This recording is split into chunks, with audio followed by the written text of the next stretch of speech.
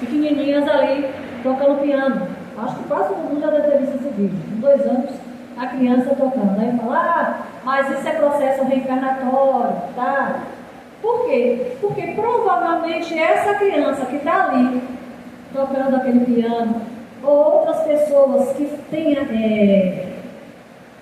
as inclinações, né? Não só para artes, mas para coisas muito mais evoluídas, vamos dizer assim, até mesmo de acordo com a idade, tem muito a ver também com a inclinação passada dela. Ou seja, olha para vocês verem como o que nós fazemos dentro das nossas reencarnações, elas pesam. Não somente no sentido da agora, do presente, mas também no sentido espiritual, que eu falei na questão dessa relação que nós temos, mas também para as nossas reencarnações futuras. E aí André Luiz, ele coloca também o superconsciente, que seria o quê? O sótão, né? Ou seja, é a parte em cimazinha da casa, né?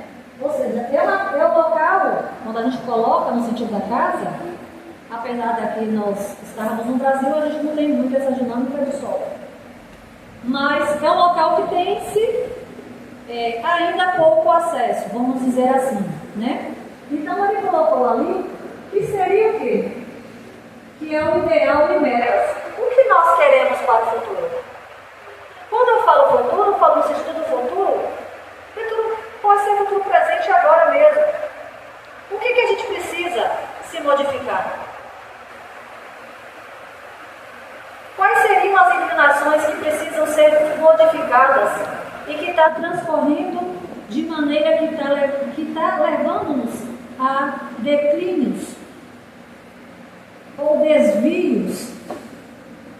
Eu gosto muito de usar esse termo, eu não uso pecado, porque a gente ainda está no sentido muito dogmático do catolicismo, que na verdade o pecado é do grego, chama-se desvio.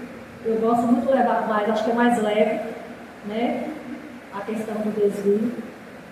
Então assim, que desvios estão sendo levados, ou estamos nos permitindo se levar, para que nós declinemos a essa encarnação? Então vamos construir, né?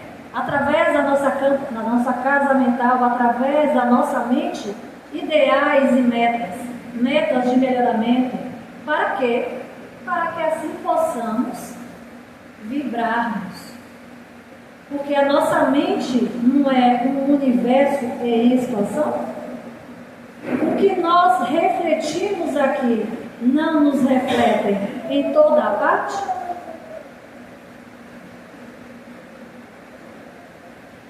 Eu já só adiantei.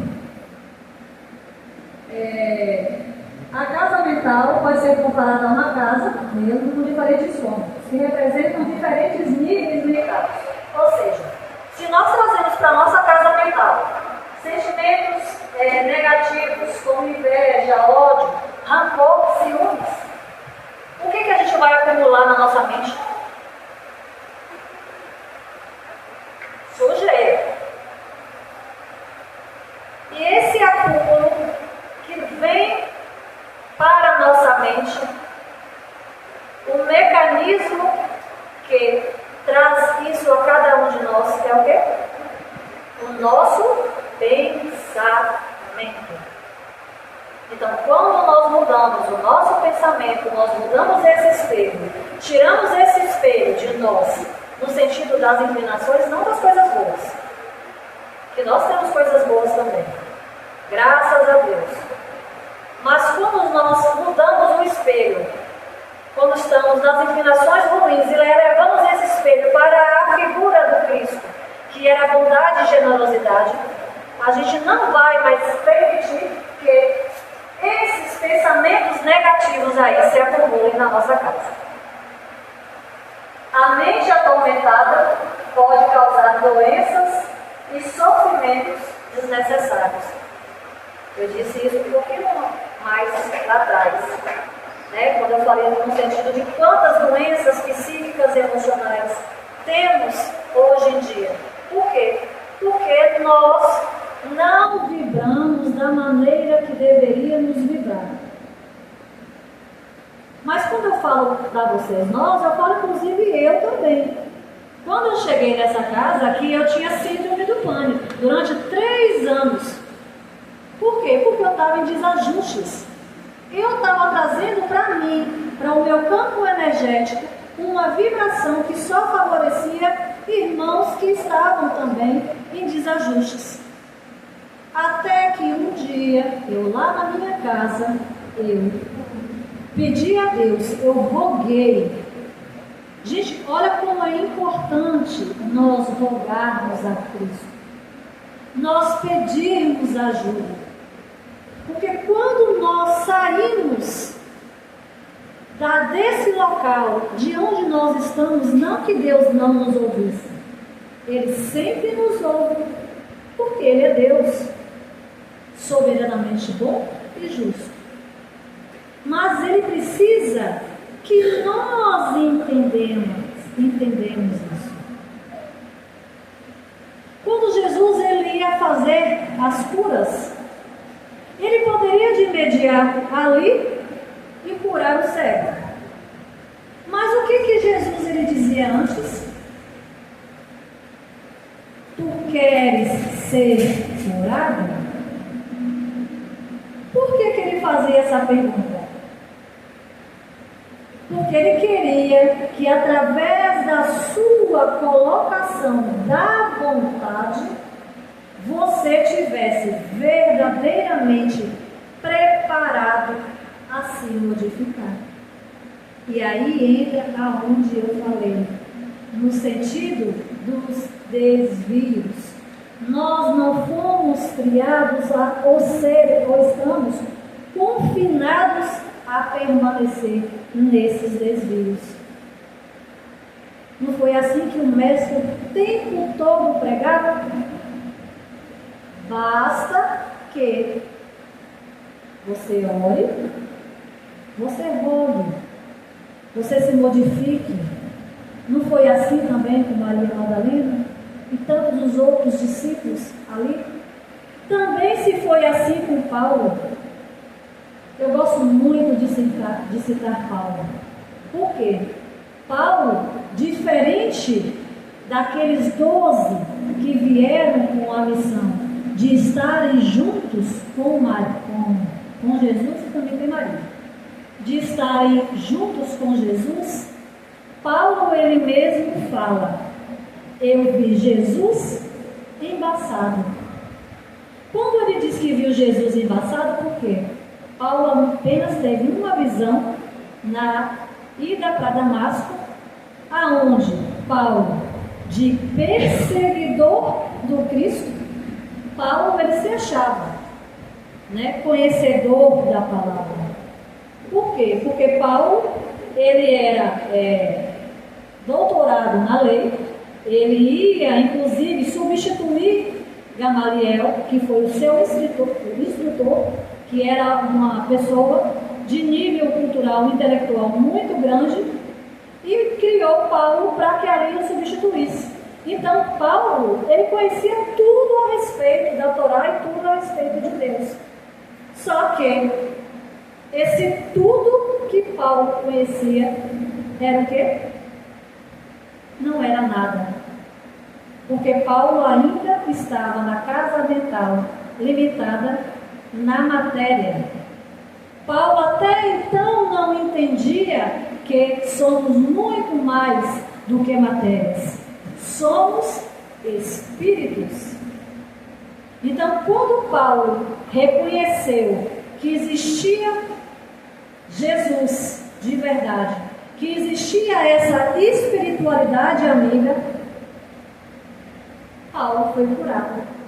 E essa cura de Paulo não tem muito a ver, nem tanto no sentido físico, mas sim, ele abriu os seus olhos para a espiritualidade.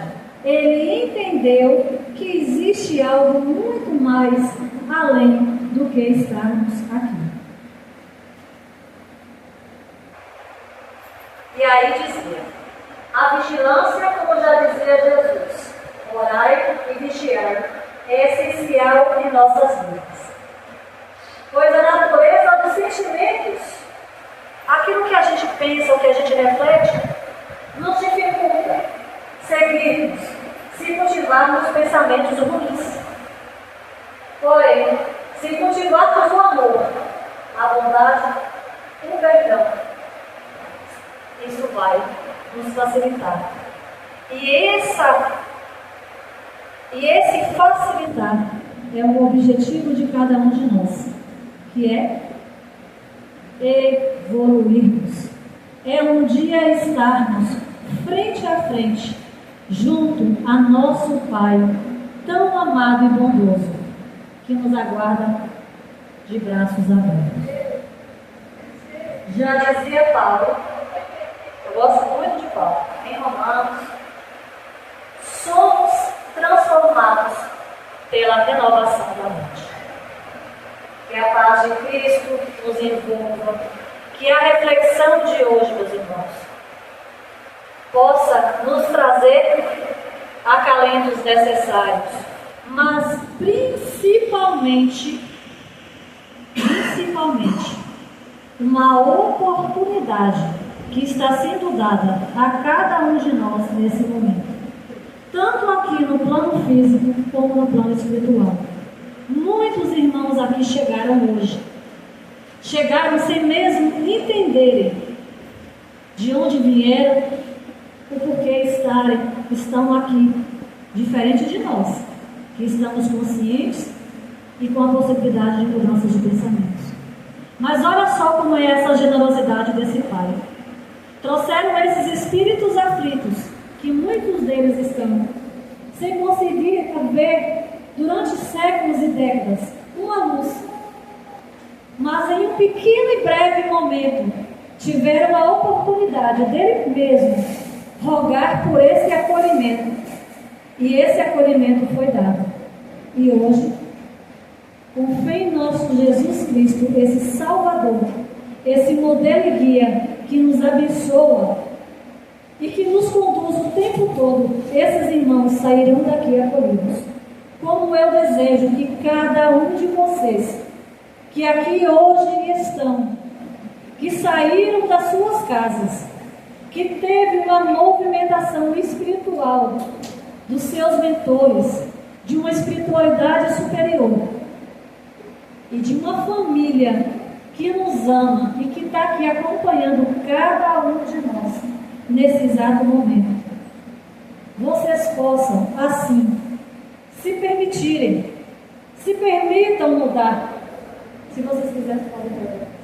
Se permitam mudar as suas vibrações. Se permitam mudar os seus pensamentos. Porque já dizia Paulo, só podemos nos renovarmos quando a nossa mente ela se renova. E todas as vezes que estivermos olhando para o espelho e que esse espelho vier no sentido das nossas inclinações morais, mudemos esse espelho de direcionamento, mudemos esse espelho para o Cristo, porque sim, Cristo, essa perfeição moral que esteve em cada, ou que está desde os tempos da criação do nosso planeta e vai estar aqui até o fim. Ele está em cada um de nós nesse exato momento, só pedindo uma única oportunidade, que roguemos, que saímos dos nossos locais de vida estagnados, porque a ajuda sempre chegará a cada um de vocês. Muita gratidão a essa espiritualidade dessa casa, que teve esse trabalho tão amoroso de acolher a cada um de nós, e a esses irmãos que estão aqui e na espiritualidade. Obrigada por essa família que assim soube que estaria aqui hoje, junto de mim, porque sabe que eu consegui virar esse chão. ao meu mentor, muita gratidão por nunca ter desistido de mim. E acredite, vocês também têm isso. Porque isso não é só favorecimento meu.